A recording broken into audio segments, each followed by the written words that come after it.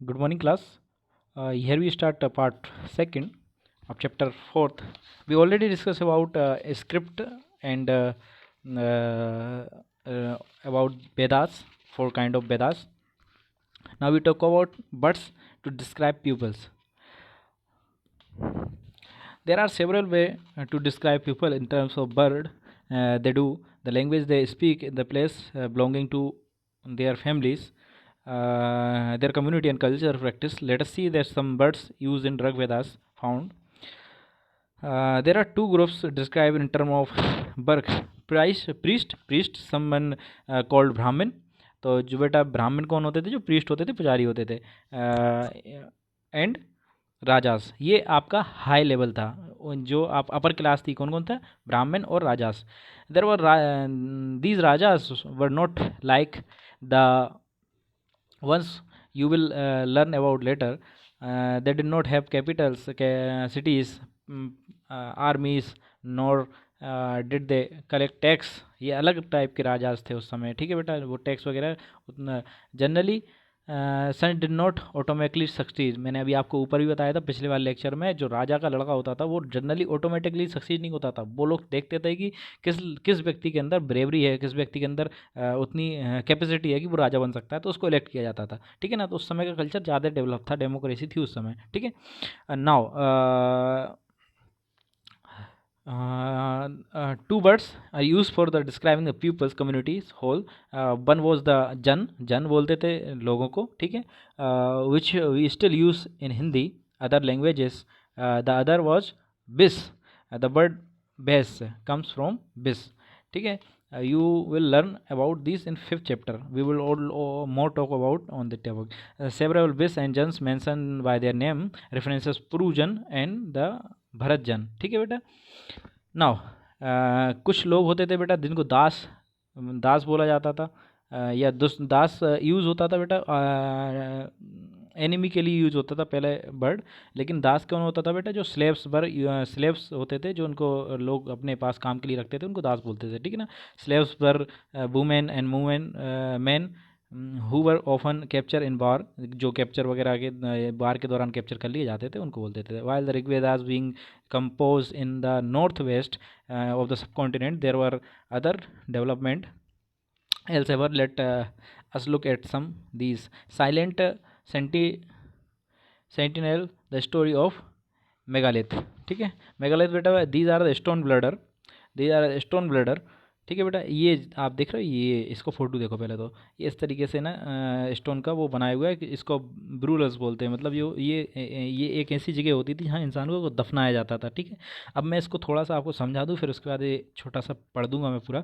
होता क्या था बेटा, उस समय लोग जो मर जाते थे, या फिर वो कैपेसिटी के हिसाब से वो किस तरीके का अमीर है गरीब है, उस तरीके से ये उनकी कब्र बनाई जाती थी या फिर उनको दफनाया जाता था. तो इसके साथ उनकी जो प्रिय वस्तु होती थी, उनकी जो फेवरेट गुड्स या फिर favourite anything which they like.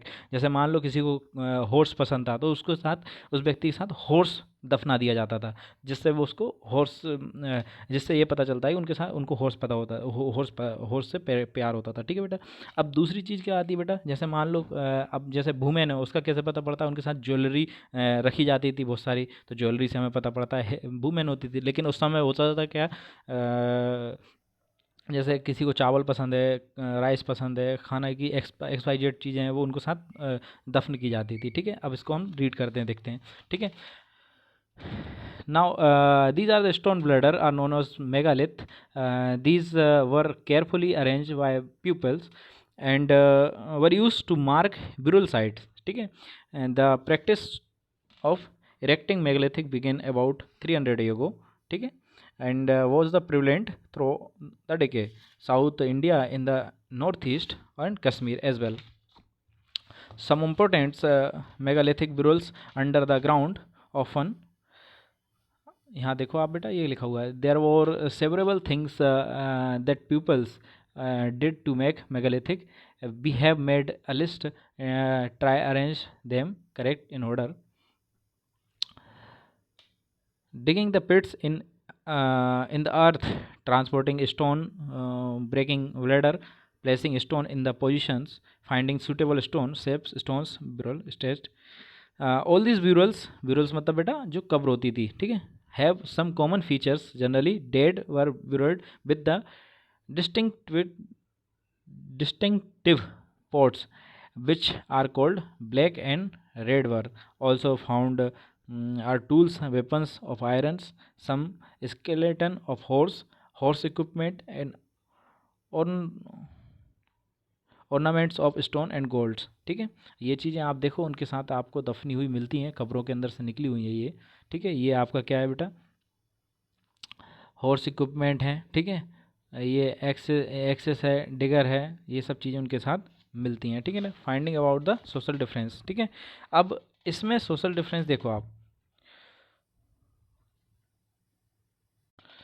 Now, next setting, finding out about the social differences. Archaeologists thinks that the object found with the skeleton probably belonging to the dead person. जो dead person के साथ जो object पाए जाते हैं, जो मैंने बोला था कि कब्र के साथ दफनाया जाता था, वो मोस्ट प्रोबेबली थिंक करते हैं कि वो उसके साथ उसके रिलेशन में, उसके रिलेटेड होगा, उसको पसंद होगी। Sometime more objective found in one grave, बहुत बार क्या होता है, एक ही ग्रेव में बहुत सारे वो पाए जाते हैं, ठीक है।